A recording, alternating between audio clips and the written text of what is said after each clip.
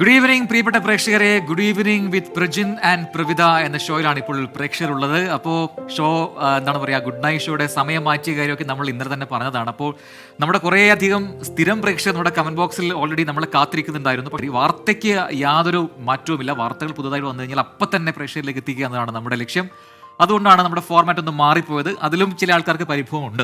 അപ്പോൾ നമുക്ക് പ്രേക്ഷകരുടെ കമന്റ്സിലേക്കൊക്കെ വരാം. അതിനു മുൻപ് ഇന്നത്തെ ഏറ്റവും പ്രധാനപ്പെട്ട വാർത്ത പ്രേക്ഷകർക്ക് അറിയാമല്ലോ. അത് സീപ്ലെയിനുമായി ബന്ധപ്പെട്ടുള്ളതാണ്. ഇപ്പോൾ സീപ്ലെയിന്റെ തൊട്ടടുത്ത് നിതിൻ അംബുജൻ തയ്യാറായി നിൽപ്പുണ്ടെന്നാണ് ഞാൻ മനസ്സിലാക്കുന്നത്. അതെ, നിതിൻ അംബുജൻ, അപ്പോൾ എല്ലാം ഓൾ സെറ്റാണ്. നാളെയാണ് പരീക്ഷണ പറക്കലൊക്കെ നടക്കുന്നത്, ഉദ്ഘാടനം നടക്കുന്നത്. ഇപ്പോൾ ഈ പരീക്ഷണ പറക്കലൊക്കെ ഭാഗമായിട്ട് എന്താണ് അടുത്ത ക്രമീകരണങ്ങൾ, നടപടികൾ? പ്രജിൻ, പ്രവിത, എല്ലാം സെറ്റാണ്. നമുക്കിപ്പോൾ കാണാം, നമ്മൾ നേരത്തെ പറഞ്ഞിരുന്ന സീപ്ലെയിൻ, അതായത് കൊച്ചിയിലെ കായൽപ്പരപ്പിലെ ചരിത്ര നിമിഷം എന്ന് പറയാം, നെടുമ്പാശ്ശേരിയിൽ പറന്നുയർന്ന സീപ്ലെയിൻ ഇന്നിപ്പോൾ ബോൾഗാട്ടിയിൽ വന്നിറങ്ങിയിരിക്കുകയാണ്. നമുക്കിതിന്റെ അകത്തെ ദൃശ്യങ്ങൾ കാണാം. കാരണം അതാകും പ്രേക്ഷകർക്ക് ഏറ്റവും കൂടുതൽ കാണാൻ ആഗ്രഹമുള്ള ഒരു ദൃശ്യങ്ങൾ. എന്തായാലും ഇത്തരത്തിൽ ഈ പ്ലെയിനകത്ത്, ഈ ചെറിയ ജലവിമാനത്തിനകത്ത് ഏതാണ്ട് 12 പേർക്ക് ഇരിക്കാനുള്ള സൗകര്യമാണ് ഒരുക്കിയിരിക്കുന്നത്. അത് ജീവനക്കാരൊക്കെ വരുമ്പോൾ 9 പേർക്ക് സുഖമായി തന്നെ ഇതിലൂടെ ഈ ഒരു പ്ലെയിനിൽ സഞ്ചരിക്കാം. നമുക്കറിയാം, നാളെ കൊച്ചിയിലെ ബോൾഗാട്ടിയിൽ നിന്ന് 9:30 ഫ്ലാഗ് ഓഫ് ചെയ്യുന്ന വിമാനം അത് മാട്ടുപ്പെട്ടിയിലേക്ക് പോകും. മാട്ടുപ്പെട്ടിയിലേക്ക് പോകുമ്പോൾ സ്വാഭാവികമായിട്ടും ഇതിലൂടെ കൊച്ചി മൂന്നാറിന്റെ ഹൈറേഞ്ചും അതോടൊപ്പം തന്നെ പശ്ചിമഘട്ടത്തിന്റെ സൗന്ദര്യമെല്ലാം തന്നെ ആസ്വദിച്ച് വിനോദസഞ്ചാരികൾക്ക് യാത്ര ചെയ്യാൻ പറ്റുന്ന ഒരു സൗകര്യത്തിലേക്കാണ് ഈ ഒരു ജലവിമാനം ഒരുക്കിയിരിക്കുന്നത്. ഏതാണ്ട് 12 പേർക്ക് ഒരേ സമയം യാത്ര ചെയ്യാം. പക്ഷേ ജീവനക്കാരും അതോടൊപ്പം തന്നെ വിനോദസഞ്ചാരികളെല്ലാം വരുമ്പോൾ സ്വാഭാവികമായിട്ടും അത് 9 പേരിലേക്കാകും ചുരുങ്ങും. ഇത്തരത്തിലാണ് ഇതിന്റെ ഒരു സീറ്റിംഗ് എല്ലാം ക്രമീകരിച്ചിരിക്കുന്നത്.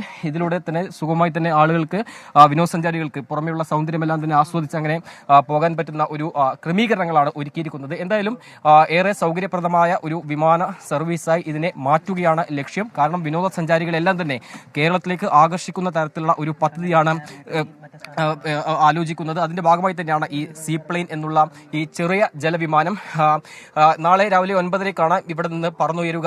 നമുക്കറിയാം, കേരളത്തിന്റെ മറ്റു പല ജലാശയങ്ങൾ ബന്ധിപ്പിച്ചുകൊണ്ട് ഇത്തരം ഈ വിമാന സർവീസ് വിപുലീകരിക്കാൻ ആലോചിക്കുന്നുണ്ട്. എന്തായാലും ഈ ഒരു വിമാന സർവീസിന്റെ ഓപ്പറേറ്റർ നമ്മളോടൊപ്പം ചേരുന്നുണ്ട്. So what's experience and how you feel?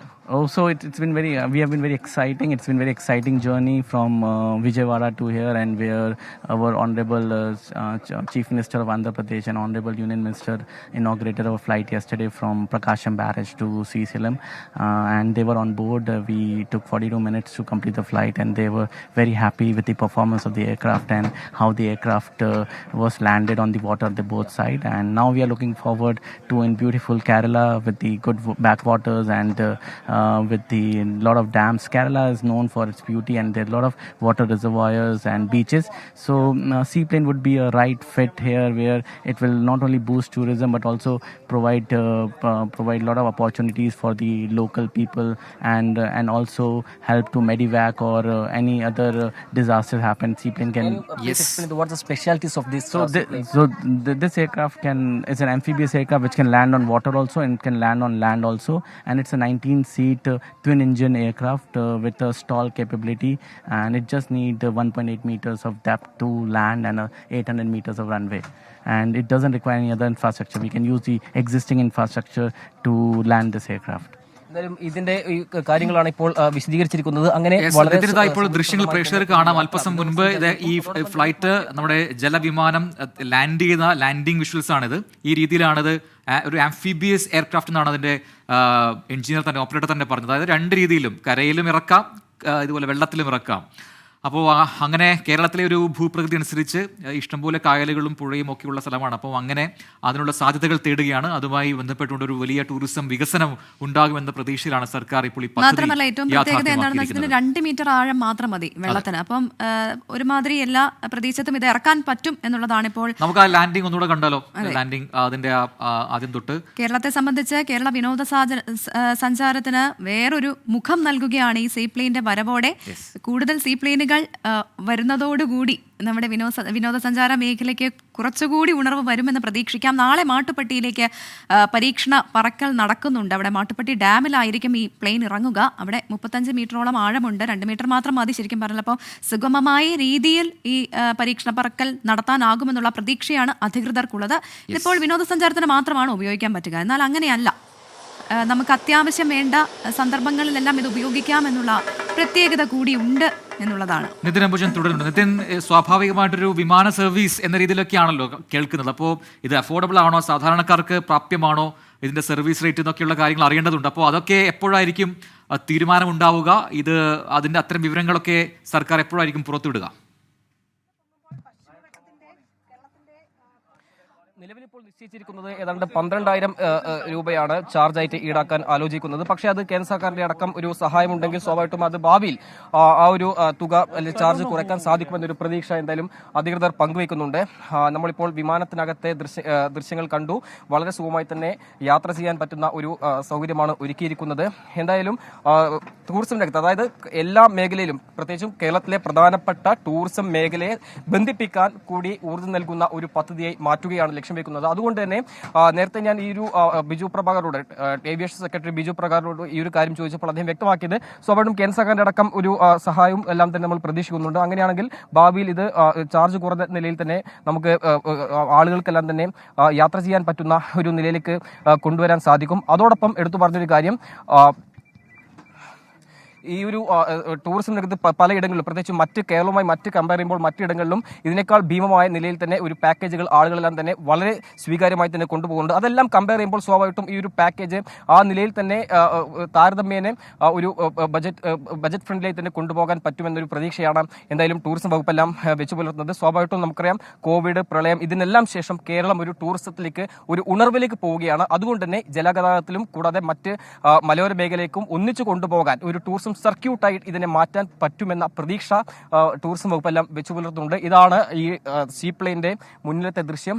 ഇത്തരത്തിൽ വളരെ സുഖമായി തന്നെ ഒരേ സമയം കായലിലും കരയിലും ഇറക്കാൻ പറ്റുന്ന നിലയിലുള്ള, അത് തന്നെയാണ് സീപ്ലെയിന്റെ ഒരു പ്രത്യേകത. എന്തായാലും ഈ പദ്ധതി കേരളത്തിന് ഏറ്റവും അനുയോജ്യമാണ് എന്ന വിലയിരുത്തലിലാണ് ഇപ്പോൾ സർക്കാർ വീണ്ടും ഇതിനെക്കുറിച്ച് ചിന്തിച്ചതും ഈ പദ്ധതി ഇവിടെ യാഥാർത്ഥ്യമാക്കുന്നത്. എന്തായാലും ഈ സീപ്ലെയിൻ എന്ന ഇതിനെക്കുറിച്ച് പറയുമ്പോൾ, ആ പദ്ധതിയെക്കുറിച്ചൊക്കെ പറയുമ്പോൾ ഒരു കൃത്യമായ ചരിത്രമുണ്ട്, രസകരമായ ചരിത്രം എന്ന് വേണമെങ്കിൽ പറയാം. കാരണം മുൻപ് എതിർത്തവർ പിന്നീട് അതിനെ സ്വീകരിക്കുന്നു, ഇപ്പോൾ ആ പദ്ധതി യാഥാർത്ഥ്യമാകുന്നു. ഇതൊക്കെയാണ് പറഞ്ഞിരുന്നത്. നമുക്ക് അതുമായി ബന്ധപ്പെട്ട റിപ്പോർട്ടിലേക്ക് പോയാലോ?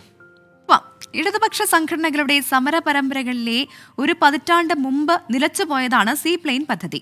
അന്ന് UDFന്റെ ഭരണകാലമായിരുന്നു. ഇപ്പോൾ ഇടതുപക്ഷ സർക്കാരിന്റെ ഭരണത്തിൽ അന്ന് നിലച്ച പദ്ധതി യാഥാർത്ഥ്യമായി.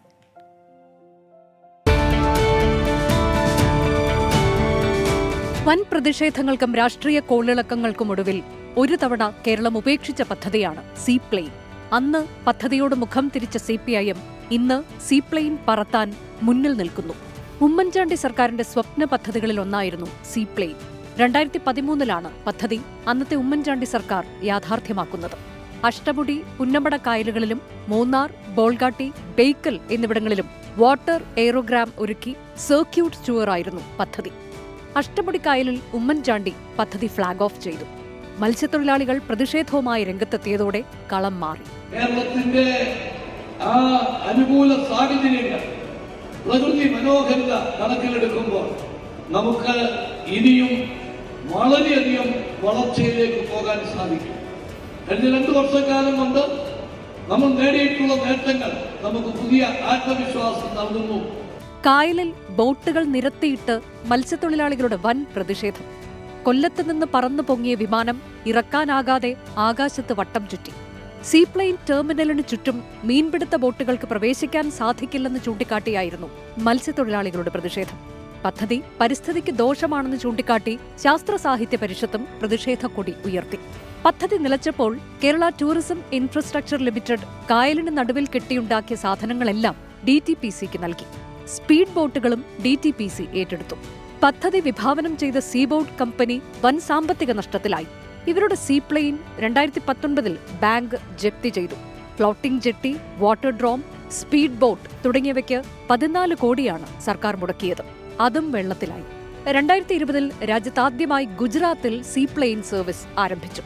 ഗുജറാത്തിലേക്ക് പോയ സീപ്ലെയിൻ ഇന്ധനം നിറയ്ക്കുന്നതിനായി കൊച്ചി കായലിൽ ഇറക്കിയപ്പോൾ നഷ്ടപ്പെട്ട പദ്ധതിയെ കേരളം വീണ്ടും ഓർത്തു.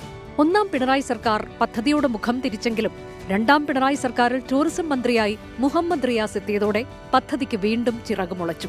കരയിലും വെള്ളത്തിലും പറന്നിറങ്ങാൻ കഴിയുന്ന ആംഫീബിയൻ വിമാനങ്ങളാണ് സീപ്ലെയിൻ പദ്ധതിക്കായി ഉപയോഗിക്കുന്നത്.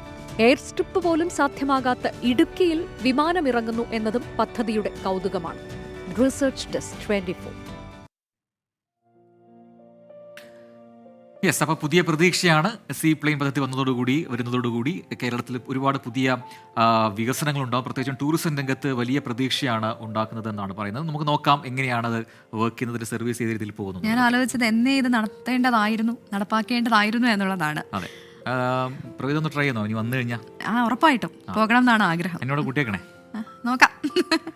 അപ്പോൾ പ്രിയ പ്രേക്ഷകരെ, നമ്മൾ ഇന്ന് മുതൽ നമ്മുടെ പരിപാടിയുടെ സമയം മാറ്റിയ കാര്യം പ്രേക്ഷകരോട് പറഞ്ഞിരുന്നല്ലോ. അപ്പോൾ ഒരുപാട് പ്രേക്ഷകർ, നമ്മുടെ സ്ഥിരം പ്രേക്ഷകരൊക്കെ കമന്റ് ബോക്സിൽ വന്ന് കമന്റ്സ് ഇടുന്നുണ്ട്, നമ്മളത് കാണുന്നുണ്ട്. അപ്പോൾ പുതിയ വേഗത്തിൽ പുതിയ സെഗ്മെന്റുകൾക്കൊപ്പം പതിവ് സെഗ്മെന്റുകൾ കൂടി ഉൾപ്പെടുത്തിയാണ് വാർത്തയും വർത്തമാനവും വിനോദവും ഒക്കെ നിറയുന്ന ഈ ഷോ ഡിസൈൻ ചെയ്തിരിക്കുന്നത്.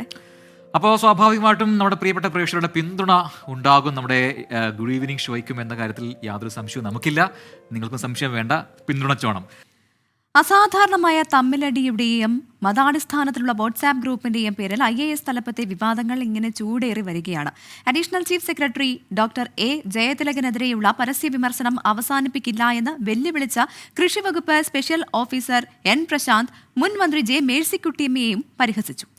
മതാടിസ്ഥാനത്തിൽ വാട്സാപ്പ് ഗ്രൂപ്പ് ഉണ്ടാക്കിയതിൽ വ്യവസായ വകുപ്പ് ഡയറക്ടർ K ഗോപാലകൃഷ്ണൻ IASനെതിരെ നടപടിക്കൊരുങ്ങുകയാണ് സർക്കാർ.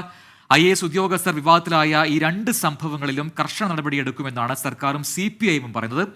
ഉദ്യോഗസ്ഥരിൽ സർക്കാർ നിയന്ത്രണം നഷ്ടമായെന്ന് പ്രതിപക്ഷവും മറുഭാഗത്ത് കുറ്റപ്പെടുത്തുന്നുണ്ട്.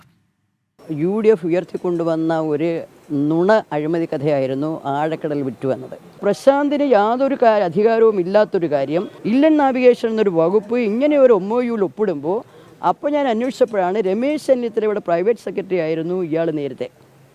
രമേശ് ചെന്നിത്തല മന്ത്രിയായിരുന്നു. അപ്പോൾ UDFും പ്രശാന്തും പോലീസിലെ ചില ഉദ്യോഗസ്ഥരും ഒക്കെ ഉണ്ട് എല്ലാ ഗൂഢാലോചന. IASകാരുടെ കാര്യങ്ങൾ തീരുമാനിക്കുന്നത് മുഖ്യമന്ത്രി തന്നെയാണ്. അദ്ദേഹത്തിൻ്റെ കയ്യിലാണ് ആ വകുപ്പ്. അപ്പോൾ അദ്ദേഹത്തിന് ഉദ്യോഗസ്ഥ തലത്തിലുള്ള തൻ്റെ സ്വാധീനം അല്ലെങ്കിൽ നിയന്ത്രണം നഷ്ടപ്പെട്ടുകൊണ്ടിരിക്കുന്നു എന്നുള്ളതിൻ്റെ ഉത്തമ ഉദാഹരണമാണ് ഇപ്പോൾ കണ്ടുകൊണ്ടിരിക്കുന്ന കാര്യം. നല്ല വിഷയം, വളരെ ഗൗരവമുള്ള വിഷയമാണ്. ആ വിഷയം ഗവൺമെന്റ് പരിശോധിക്കുന്നുണ്ട്. പരിശോധിച്ച് ആവശ്യമായ നിലപാട് സ്വീകരിക്കണം. അപ്പോൾ സ്വാഭാവിക നയപരമായ നിലപാടാണ് സ്വീകരിച്ചു പോകാൻ കഴിയുക ഗവൺമെന്റിന്. ആ നിലപാട് സ്വീകരിച്ചു പോകുക തന്നെ ചെയ്യും. അതിൽ ഒറ്റപ്പെട്ട ഏതെങ്കിലും കാര്യം ചൂണ്ടിക്കാണിച്ചിട്ട് അത് പർവ്വതീകരിക്കണ്ട. അല്ല, പൊതുവെ പെരുമാറ്റച്ചട്ടങ്ങളുണ്ടല്ലോ, അതിന്റെ ലംഘനം ഉണ്ടോ എന്നുള്ളത് പരിശോധിക്കുന്നതിനും ഒരു പെരുമാറ്റ രീതി ഉണ്ടല്ലോ. അപ്പൊ അതിലും ഞങ്ങളും പെരുമാറ്റച്ചട്ടം ലംഘിച്ച് പരസ്യം നിങ്ങളോട് പറയാൻ പാടില്ലല്ലോ. അപ്പൊ നമ്മൾ ഈ കാര്യങ്ങളിൽ ഗവൺമെന്റും പെരുമാറ്റച്ചട്ടങ്ങൾക്ക് അനുസരിച്ച് ഉചിതമായ രീതിയിൽ ഇത്തരം കാര്യങ്ങൾ പരിശോധിച്ച് പ്രൊസീജിയർ പാലിച്ച് ആവശ്യമായ തീരുമാനമെടുക്കും. വിവരങ്ങളുമായി ഷഫീദ് റാവുത്തർ നമ്മോടൊപ്പം ചേരുന്നുണ്ട്. Shafeed, good evening. ഷഫീദ്, ഈ വിഷയം ഇങ്ങനെ അടിക്കടി വഷളായിക്കൊണ്ടിരിക്കുകയാണല്ലോ. ഇതിലിപ്പോൾ സർക്കാരിനും IAS അസോസിയേഷനും ഒക്കെ മൗനമാണോ? ഗുഡ് ഈവനിങ് പ്രവിധ സൂചിപ്പിച്ചതുപോലെ തന്നെ ഈ വിഷയത്തിൽ ഇപ്പോഴും സർക്കാരിൻ്റെയും അസോസിയേഷൻ്റെയും ഒക്കെ മൗനം തുടരുകയാണ്. അതിൽ ഏറ്റവും സുപ്രധാനമായിട്ടുള്ള കാര്യം, ഏതെങ്കിലും തരത്തിൽ ഈ വിവാദം അതല്ലെങ്കിൽ ഈ പരസ്യ പ്രതികരണം അടക്കമുള്ള കാര്യങ്ങൾ അവസാനിപ്പിക്കാനുള്ളൊരു തീരുമാനത്തിലേക്ക് N പ്രശാന്ത് എത്തിച്ചേർന്നിട്ടില്ല. മാത്രമല്ല, ജയതിലകാകട്ടെ ഈ വിഷയത്തിൽ അദ്ദേഹം റിപ്പോർട്ട് കൊടുക്കുന്നു. ആ റിപ്പോർട്ടിന് ശേഷം അദ്ദേഹം ഇതുവരെയും പരസ്യ പ്രതികരണത്തിലേക്ക് എത്തിയിട്ടില്ല. ഒരു സീനിയർ മോസ്റ്റ് ഉദ്യോഗസ്ഥനെതിരെ ഈ രീതിയിലുള്ള പരസ്യ വിമർശനം IAS ഉദ്യോഗസ്ഥർക്കിടയിൽ തന്നെ 2 ചേരി ഉണ്ടാക്കാൻ ഇപ്പോൾ സഹായിച്ചു എന്നുള്ളതാണ് നമുക്ക് ലഭിക്കുന്ന വിവരം. അത്തരത്തിലേക്ക് 2 ചേരിയിലേക്ക് IAS ഉദ്യോഗസ്ഥർ മാറി എന്നുള്ളതും ഏറ്റവും പ്രധാനപ്പെട്ട കാര്യം. ഇന്ന് N പ്രശാന്തിന്റെ ഭാഗത്ത് നിന്ന് ജയതിലകന് അപ്പുറത്തേക്ക് അദ്ദേഹം മേഴ്സിക്കുട്ടിയമ്മയെ അടക്കം അധിക്ഷേപിക്കുന്ന തരത്തിലേക്ക് ചില കാര്യങ്ങൾ പോയിരുന്നു. ഏറ്റവും പ്രധാനപ്പെട്ട കാര്യം, ഇന്ന് മേഴ്സിക്കുട്ടിയമ്മ N പ്രശാന്തിനെതിരെ ആരോപണവുമായി രംഗത്തെത്തി. അതിന് പിന്നാലെ അദ്ദേഹം ഫേസ്ബുക്കിൽ അദ്ദേഹത്തിന്റെ ഒരു ഫ്രണ്ട് ലിസ്റ്റിലുള്ള ഒരാൾ ഈ മേഴ്സിക്കുട്ടിയമ്മയുടെ ആരോപണത്തിന് എന്ത് മറുപടി എന്ന് ചോദിച്ചപ്പോൾ ആരാണ് മേഴ്സിക്കുട്ടിയമ്മ എന്നുള്ളതായിരുന്നു പ്രശാന്തിന്റെ മറുപടി. അപ്പോൾ സ്വാഭാവികമായും CPM സംസ്ഥാന കമ്മിറ്റി അംഗത്തെ അധിക്ഷേപിച്ചുകൊണ്ടൊരു നിലപാട് കൂടി ഇന്ന് N പ്രശാന്ത് എടുത്തിട്ടുണ്ട്. മുൻ ധനമന്ത്രി TM തോമസ് ഐസക്കിന്റെ പേഴ്സണൽ സ്റ്റാഫിലുണ്ടായിരുന്ന ഒരാൾ കൂടി ഇന്ന് ഇതുമായി ബന്ധപ്പെട്ട N പ്രശാന്തിനെതിരെ പുതിയൊരു ആരോപണം, ഒരു കാർ വാങ്ങലുമായി ബന്ധപ്പെട്ട ആരോപണവുമായി രംഗത്തെത്തിയിട്ടുണ്ട്. ഈ വിഷയത്തിൽ വിവരശേഖരണം അത് ചീഫ് സെക്രട്ടറി ആരംഭിച്ചു എന്നുള്ളതാണ് നമുക്ക് ഇതുവരെയും ലഭിക്കുന്ന വിവരം. സർക്കാരിന്റെ ഭാഗത്ത് നിന്ന് മറ്റിടപെടൽ ഉണ്ടായിട്ടില്ല. ഒരുപക്ഷെ N പ്രശാന്തിനോട് നാളെ ഇക്കാര്യത്തിൽ വിശദീകരണം തേടും. ജയതിലക ഒരുപക്ഷെ സർക്കാരിനെ പരാതിയുമായി സമീപിച്ചേക്കാനും സാധ്യതയുണ്ട്. അപ്പോഴും അസോസിയേഷൻ IAS അസോസിയേഷൻ ഇക്കാര്യത്തിൽ മൗനത്തിലാണ്. പരാതി ഉണ്ടെങ്കിൽ അക്കാര്യത്തിൽ പരിശോധന നടത്താം എന്നുള്ളതാണ് അസോസിയേഷന്റെ വിഷയത്തിലെ നിലപാട്. പ്രജിൻ. ഷഫീദ് റാവുത്തറാണ് വിവരങ്ങളുമായി ചേർന്നത് തിരുവനന്തപുരത്ത് നിന്നും. അപ്പോൾ നമ്മുടെ കമന്റ്സിലേക്ക് പോകാം. മിനി ചേച്ചി ചോദിക്കുന്നുണ്ട്, പ്രവിധക്കുട്ടി ഞങ്ങൾ കൂടെ വേണമെന്ന് പറഞ്ഞിട്ട് ഞങ്ങളെ മൈൻഡ് ചെയ്യാതെ തുടരുകയാണല്ലേ എന്ന് പറയുന്നത്. ചേച്ചി കണ്ടതല്ലേ, ഒരുപാട് വാർത്തകൾ വരുന്നത് കൊണ്ടാണ് കേട്ടോ. പവിത്രൻ പാതിരപ്പറ്റ പറയുന്നു, ഇന്ന് പാട്ട് വേണ്ട, കാരണം ഇന്നിവർ പാടുകയില്ല. ഇല്ലല്ലോ, നമ്മൾ പാടുമല്ലോ. പവിത്രൻ ചേട്ടാ. മലബാർ വാലി ചോദിക്കുന്നു, മനുഷ്യൻ മതങ്ങളെ സൃഷ്ടിച്ചു എന്നുള്ള പാട്ട് പാടുമോ എന്ന്. പ്രജൻ അറിയോ?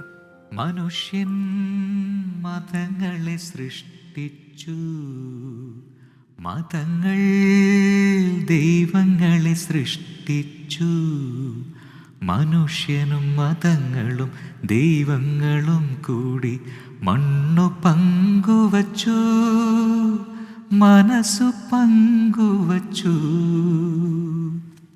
മാത്യു പറയുന്നു, പ്രവിധാൻ പ്രജൻ ഈ പ്രോഗ്രാം കണ്ടിട്ട് ആരും പോയി കിടന്ന് ഉറങ്ങിയേക്കരുതേ പണ്ടത്തെ ഓർമ്മയിൽ എന്ന് പറയുന്നുണ്ട്. ഒപ്പം തന്നെ ഇതിൽ പുതിയ കുറച്ച് പ്രേക്ഷകർ കൂടി വന്നിട്ടുണ്ട്. അവരുടെ കമന്റ്സ് കൂടി വായിക്കണമെന്ന് ഒരു പ്രേക്ഷകൻ പറയുന്നുണ്ടായിരുന്നു. അങ്ങനെ മോനിഷ എന്ന് പറഞ്ഞൊരു പ്രേക്ഷകർ പറയുന്നു, ചേട്ടായിക്ക് വേണ്ടി മന്ദാര ചിപ്പുണ്ടോ മാണിക്കക്കല്ലുണ്ടോ എന്ന പാട്ട് പാടുമോ പ്ലീസ്, ഇല്ലെങ്കിൽ SK കൊണ്ട് ഞാൻ സാലറി കട്ട് ചെയ്യിപ്പിക്കുന്ന ഒരു ഭീഷണിയാണ്. പ്രവിധ പാടാമോ? മന്ദാരച്ചെപ്പുണ്ടോ മാണിക്കക്കല്ലുണ്ടോ കയ്യിൽ വാർമതിയേ, ഉള്ളിൽ തേനും വയമ്പുമുണ്ടോ, വാനം വാടിതൻ തൂവലുണ്ടോ, ഉള്ളിൽ ആമോദത്തിരകൾ ഉയരുമ്പോൾ മൗനം പാടുന്നു. യെസ്, അപ്പോൾ ആ പാട്ട് ഇഷ്ടമായിരുന്നു പ്രതീക്ഷിക്കുന്നത്. താർ വെള്ളർ എന്നാണോ അറിഞ്ഞൂടാ, താർ വെള്ളർ എന്നാണെന്ന് തോന്നുന്നു. എന്തൊരു വെറുപ്പിക്കലാണ് ഈ രണ്ടുപേർ എന്ന് പറയുന്നുണ്ട്. നന്നായിട്ടുണ്ട്. നമ്മുടെ എല്ലാ കമന്റ്സും വായിക്കും. ഷാജി പോയെങ്കിലും ആഹാ ഇന്ന് മുതൽ വൈകിട്ടാക്കിയോ കൊള്ളാം, എന്നും ഈ ടൈമിലാണോ? അതെ, എന്നും ഈ ടൈം ആയിരിക്കും ഇനി. വെൽക്കം ബാക്ക് പ്രിയ പ്രേക്ഷകരെ. Good evening with Prajan and Pravitha തുടരുകയാണ്. യെസ്, അപ്പോൾ നമുക്ക് അറിയാവുന്ന പോലെ നമ്മൾ തുടങ്ങിയൊരു ഗുഡ് നൈറ്റിൽ തുടങ്ങിയൊരു സെഗ്മെന്റ് ആയിരുന്നു ഇനി അല്പം സാമ്പത്തികം. ഇനി ആ സെഗ്മെന്റിലേക്കാണ്. ഇന്ന് നമുക്കറിയാം വർദ്ധിച്ചു വരുന്ന സൈബർ കുറ്റകൃത്യങ്ങൾ അതൊരുപാടുണ്ട്. അപ്പോൾ അതിൻ്റെയൊക്കെ പശ്ചാത്തലത്തിൽ ടെലികോം നിയന്ത്രിതാവായ ട്രായ് ചില നിർദ്ദേശങ്ങൾ പുറത്തിറക്കിയിട്ടുണ്ട്. കാണാം ഇനി അല്പം സാമ്പത്തികം.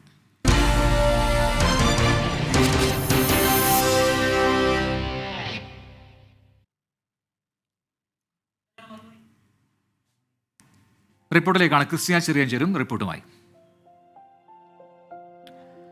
മറ്റൊരു റിപ്പോർട്ടിലേക്ക് പെട്ടെന്ന് പോകേണ്ടതുണ്ട്. വിലയുടെ കാര്യത്തിൽ ജനത്തിന്റെ കണ്ണിരിക്കുകയാണ് ആരാണ്? ഉള്ളിയാണ്. ഉള്ളിയെ കുറിച്ചാണ് പറഞ്ഞത്. അതെ, ഇങ്ങനെ വില ഓരോ ദിവസവും കൂടിക്കൊണ്ടിരിക്കുകയാണ്. സവോളയ്ക്ക് 85, ചെറിയ ഉള്ളിക്ക് 60, വെളുത്തുള്ളിക്ക് 330 സംസ്ഥാനത്തെ വില. അപ്പോൾ ഇതര സംസ്ഥാനങ്ങളിൽ നിന്നും ആവശ്യത്തിന് ഉള്ളി എത്താതെ വില കുറയില്ല എന്നാണ് വ്യാപാരികൾ പറയുന്നത്. മഹാരാഷ്ട്ര, കർണാടക, തമിഴ്നാട് സംസ്ഥാനങ്ങളിൽ മാർക്കറ്റുകൾ ഉണർന്നു തുടങ്ങിയെങ്കിലും വിളവെടുത്ത് പുതിയ ഉള്ളി എത്തുന്നില്ല. നിലവിലെ സ്റ്റോക്കാണ് കേരളത്തിലേക്ക് ഉൾപ്പെടെ കയറ്റി അയക്കുന്നത്. ദിവസങ്ങൾ കാത്തുകിടന്ന ശേഷമാണ് കേരളത്തിൽ നിന്നും പോകുന്ന വാഹനങ്ങൾക്ക് ഉള്ളി ലഭിക്കുന്നതും. കാലാവസ്ഥ അനുകൂലമായി തുടർന്നാൽ പ്രതിസന്ധി ഒരാഴ്ച കൊണ്ട് മറികടക്കാമെന്നാണ് പ്രതീക്ഷ. മറിച്ചായാൽ സവാള വില 100 കടക്കും. കേരളത്തിൽ സവാളയുടെ ഹോൾസെയിൽ വില പലയിടങ്ങളിലും 75 പിന്നിട്ടു. പിന്നെ വായിക്കൂലേ, ആള് വില വെച്ച് നടക്കൂലേ. ഉള്ളി ഒരു സാധനത്തിന് വില കൂടിയാലേ ബാക്കിയുള്ള സാധനമൊക്കെ വില കൂടിയും പറഞ്ഞാ ബാക്കി സാധനങ്ങൾക്ക് വില കുറവല്ലേ? വില കുറവാ. വെളുത്തുള്ളി വില റോക്കറ്റ് പോലെ കുതിക്കുകയാണ്. കിലോയ്ക്ക് 330 രൂപയാണ് ചില്ലറ വില. ചെറിയ ഉള്ളിക്ക് 60 രൂപയും നൽകണം. സവാള വിലയുടെ വർധന ബാക്കി വിഭവങ്ങളുടെ വിൽപ്പനയും ബാധിച്ചിട്ടുണ്ട്. 24 കോഴിക്കോട്. അതെ, അപ്പോൾ ഇനി കുറച്ച് നാളത്തേക്ക് ഉള്ളിയും വെളുത്തുള്ളിയും ഒപ്പം തന്നെ ഈ സവാളയൊന്നും ഇല്ലാണ്ടൊക്കെ കുക്ക് ചെയ്യേണ്ടി വരുമോ? മാത്രമല്ല ഇന്നലെ റീന സതീശൻ നമ്മുടെ സ്ഥിരം പ്രേക്ഷക പറഞ്ഞൊരു കാര്യമുണ്ട്. ഇനി വീട്ടിലേക്ക് വിരുന്ന് വരുന്ന ആൾക്കാരോട് ഉള്ളി വാങ്ങി വന്നോളൂ എന്ന് സ്നേഹത്തോടെ വേണ്ട, ഉള്ളി മതി. മറ്റൊരു റിപ്പോർട്ടിലേക്ക് പോകാം. 4 വർഷ ഡിഗ്രി കോഴ്സ് വിദ്യാർത്ഥികൾക്ക് ഇരട്ടി പരീക്ഷാ ഫീസ് നിശ്ചയിച്ചിരിക്കുകയാണ് കേരള യൂണിവേഴ്സിറ്റി. ഒരു സെമസ്റ്ററിൽ എഴുതുന്ന പരീക്ഷാ വിഷയങ്ങളുടെ എണ്ണം അനുസരിച്ച് 1300 മുതൽ 1800 വരെ രൂപ നൽകേണ്ടി വരും. കഴിഞ്ഞ വർഷം 550 രൂപയായിരുന്നു ഫീസ്. 4 വർഷ ഡിഗ്രി കോഴ്സിന് പഠിക്കുന്ന കുട്ടികളെ പിഴിയാനാണ് കേരള യൂണിവേഴ്സിറ്റി തീരുമാനം. പ്രാക്ടിക്കൽ ഇല്ലാത്ത വിഷയങ്ങൾക്ക് പേപ്പറിന് 150 രൂപയും പ്രാക്ടിക്കൽ ഉള്ള വിഷയങ്ങൾക്ക് പേപ്പറിന് 250 രൂപയുമാണ് പരീക്ഷാ ഫീസ്. തീർന്നില്ല. യൂണിവേഴ്സിറ്റി മൂല്യനിർണ്ണയത്തിന് 300 രൂപയും മാർക്ക് ഷീറ്റിന് 75 രൂപയും അടയ്ക്കണം. 4 വർഷ ബിരുദ കോഴ്സുകളിൽ പ്രധാന വിഷയങ്ങൾക്കെല്ലാം പ്രാക്ടിക്കലും ഉണ്ടാകും. ഈ രീതിയിൽ നോക്കിയാൽ ആർട്സ് വിഷയങ്ങൾക്ക് തന്നെ ഒരു സെമസ്റ്ററിന് 1300 രൂപ വരെ ഫീസ് അടയ്ക്കണം. പ്രാക്ടിക്കലുള്ള വിഷയങ്ങളാണെങ്കിൽ ഇനിയും കൂടും. ഉദാഹരണത്തിന് സുവോളജി 1ാം സെമസ്റ്റർ വിദ്യാർത്ഥി 1775 രൂപ വരെ പരീക്ഷാ ഫീസ് അടയ്ക്കണം. കഴിഞ്ഞ വർഷം 550 രൂപയായിരുന്ന പരീക്ഷാ ഫീസാണ് ഒരു മാനദണ്ഡവുമില്ലാതെ കുത്തനെ കൂട്ടിയത്. ഇംപ്രൂവ്മെന്റ് പരീക്ഷയ്ക്ക് പ്രാക്ടിക്കൽ ഉണ്ടെങ്കിൽ 300 രൂപയും ഇല്ല എങ്കിൽ 250 രൂപയുമാണ് പേപ്പറിന് പരീക്ഷാ ഫീസായി അടക്കേണ്ടത്. ഇനി സപ്ലി ഉണ്ടെങ്കിൽ 300-ഉം 350 രൂപ വരെയും ഫീസ് ഉയരും. സപ്ലിക്കും ഇംപ്രൂവ്മെന്റിനും മാർക്ക്ഷീറ്റ് ലഭിക്കാൻ 500 രൂപയും അടയ്ക്കണം. 3 വർഷ ഡിഗ്രി കോഴ്സിനാകട്ടെ 505 രൂപ മാത്രമാണ് പരീക്ഷാ ഫീസായി അടയ്ക്കേണ്ടത്. ഫീസ് ഉയർത്തിയതിൽ പരാതിയുണ്ടെങ്കിൽ പരിശോധിക്കുമെന്ന് വൈസ് ചാൻസലർ ഡോക്ടർ മോഹനൻ കുന്നുമേൽ പ്രതികരിച്ചു. 24 തിരുവനന്തപുരം. നമുക്കിനി ഒന്ന് പാലക്കാട് ഒരു പോയാലോ? അതെ, അവിടെ ഫ്ലവേഴ്സ് കൽപ്പാത്തി ഉത്സവം നടക്കുന്നുണ്ട്. ഇന്ന് സൂപ്പർ സർപ്രൈസുകളുടെ സൂപ്പർ സൺഡേ കൂടിയാണ്. പ്രേക്ഷകർ ഏറ്റവും അധികം കാത്തിരിക്കുന്ന ഉപ്പും മുളകും ടീം ഇന്ന് ഉത്സവവേദിയിലേക്ക് എത്തുന്നുണ്ട്. ഇന്നലെയൊക്കെ വലിയ ജനപങ്കാളിത്തമാണ് മേളയിലുണ്ടായത്.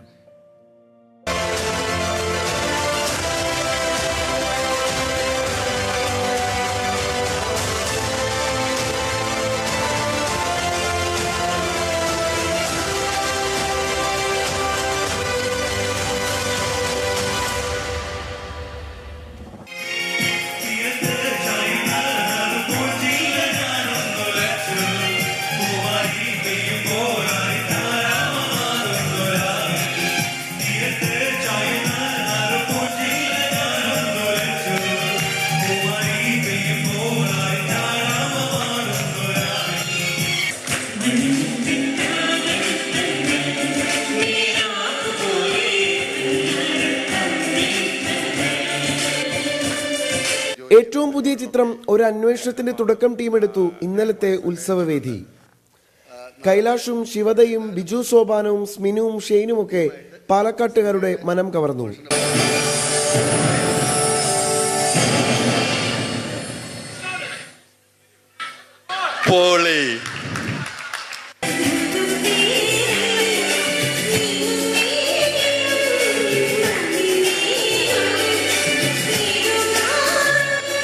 ഹംസങ്ങൾ പാടുന്ന ഗീതം ഇനിയും ഇനിയും അരുളി. നരമ്പ മുറുക്കു നാട്ടു സരക്കടാ ആള പത്താ ரொம்ப നൈസടാ ഗോലി സടാ സൈക്ക് ചെയ്നടാ. ഉത്സവവേദി പൂർണ്ണമായും കണ്ടാസ്വദിച്ചാണ് താരങ്ങൾ മടങ്ങിയത്. കൽപ്പാത്തി ഞാനിതൊരു 4-5 വർഷം മുമ്പ് ഒരു സിനിമയ്ക്ക് വേണ്ടി ഇത് ഷൂട്ട് ചെയ്തിട്ടുണ്ട്. ഒരു ദേവയാനം എന്ന് പറയുന്ന ഒരു അക്കാഡമിക് സിനിമയായിരുന്നു. അതിനുവേണ്ടി ഞാനിവിടെ KPC ലളിതാമ്മയും ഞാനും കൂടിയിട്ട് കുറേ ദിവസം ആ സമയത്ത് ഉണ്ടാവുകയും നമ്മൾ ലൈവായിട്ട് അതെല്ലാം ഷൂട്ട് ചെയ്യുകയും ചെയ്തിരുന്നു. അപ്പോൾ എനിക്ക് അതിൻ്റെ ഒരു ഭാഗമാകാൻ അന്ന് പറ്റി എന്നുള്ളത് വലിയ സന്തോഷമാണ്. പക്ഷേ ഞാനിവിടെ ഇങ്ങനെ ഈ ഒരു വേദിയിൽ ഫസ്റ്റ് ടൈമാണ് രഥോത്സവത്തിൽ ഇങ്ങനെ കാണുന്ന ഈ ഒരു എക്സ്പീരിയൻസ്. കൂടുതലും എനിക്കാണ് അപ്രിഷിയേറ്റീവ് ഓഡിയൻസ് ആണ്. അപ്പോൾ ഈ സിനിമയ്ക്കും ആ ഒരു അപ്രിസിയേഷൻ കിട്ടട്ടെ എന്നുള്ള ഒരു പ്രാർത്ഥന. ദുർഗയും വരുണും ചേർന്ന് സംഗീതരാവിനെ സമ്പന്നമാക്കി.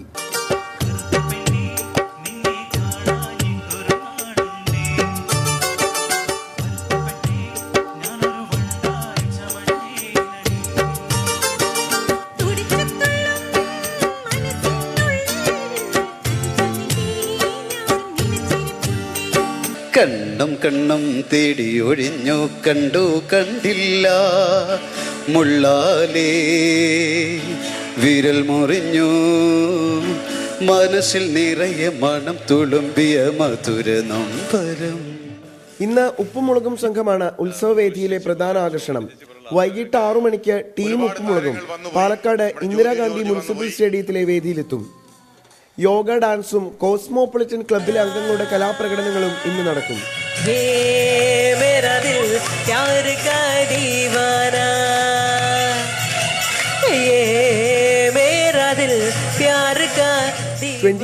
പാലക്കാട്.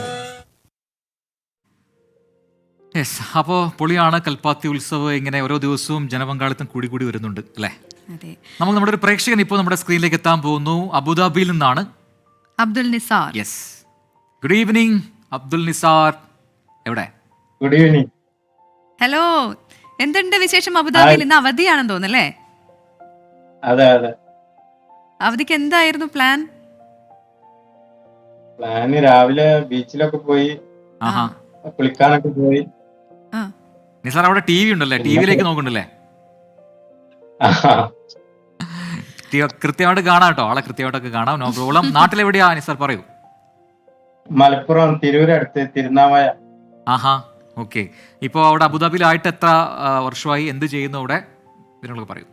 ഇവിടെ ഡ്രൈവറായിട്ട് ജോലി ചെയ്യുന്നു. 9 വർഷത്തിന് മേലാണ്. 10 വർഷമാവാനാണ്. അത് ശരി. അപ്പൊ നാട്ടിലേക്കൊക്കെ എങ്ങനെയാ, എല്ലാ വർഷവും വരുമോ, ലീവ് എടുക്കും, അങ്ങനെയാണോ? എല്ലാ വർഷവും വരും. ഞാൻ ഈ 6-ാം തീയതി തിരിച്ചു വന്നോളൂ. ഓ ഓക്കെ. നാട്ടിലായിരുന്നു അപ്പം? 2 മാസം നാട്ടിലായിരുന്നു. ഓക്കെ. ഫാമിലി ഒക്കെ എവിടെയാണ്? നാട്ടിലാണ്. നമ്മുടെ ഗുഡ് നൈറ്റ് ഷോ കണ്ടിട്ടുണ്ടോ അതിനു മുമ്പ്? കണ്ടിരുന്നു, ഇന്നലെ കണ്ടിരുന്നു. ഇന്നലെ കണ്ടതുകൊണ്ടാണല്ലേ ഇന്ന് കണ്ടത്. അതെ. അപ്പൊ സമയം മാറിയപ്പോ എന്ന് നോക്കിയാണോ ഈ സമയം? ഞായറാഴ്ച ആയതുകൊണ്ട് ഈ സമയം കാണാൻ പറ്റി. അപ്പൊ ഇന്നിപ്പോ ഡ്യൂട്ടി ഒന്നും ഇല്ല. ഓക്കെ. അപ്പൊ വിളിച്ചത് നന്ദി. ഇതാ വീട്ടിൽ നിന്നൊക്കെ ഒരു പക്ഷേ കണ്ടോണ്ടിരിക്കുന്നുണ്ടാവും, സുഹൃത്തുക്കളും ബന്ധുക്കളൊക്കെ ഉണ്ടാവും. അവരുടെ എന്തെങ്കിലും പറയാനുണ്ടോ? ഇല്ല എന്നാണോ? ഓക്കെ. സംസാരിക്കാൻ ഒരു ഓ അത് ശരി. അപ്പൊ ഇത് കഴിയുമ്പോ ആ പേടിങ്ങ് മാറിക്കോളും കേട്ടോ. Thanks for calling Abdul Nisar. അപ്പോൾ അബുദാബിയിൽ നിന്നാണ് അബ്ദുൽ നിസാർ വിളിച്ചത്. യെസ്. അപ്പോ ഇന്നത്തെ ഗുഡ് ഈവനിങ് ഷോ പൂർത്തിയാവുകയാണ്. നാളെ ഒരുപാട് പുതിയ വിശേഷങ്ങളുമായി യഥാർത്ഥ ഫോർമാറ്റിൽ, അതായത് പ്രത്യേകിച്ച് വലിയ വാർത്തകൾ വന്നു കഴിഞ്ഞാൽ നമ്മൾ ഇങ്ങനെയൊക്കെ ആയിരിക്കും വാർത്തകളിലേക്ക് ആദ്യം കയറുക. പ്രേക്ഷകരുടെ പിന്തുണ വേണം, സപ്പോർട്ട് വേണം. നിങ്ങളുടെ അഭിപ്രായങ്ങളും നിർദ്ദേശങ്ങളും ഒക്കെ അറിയിക്കുക. അപ്പോൾ നാളെ 4 മണിക്ക് വീണ്ടും കാണാം.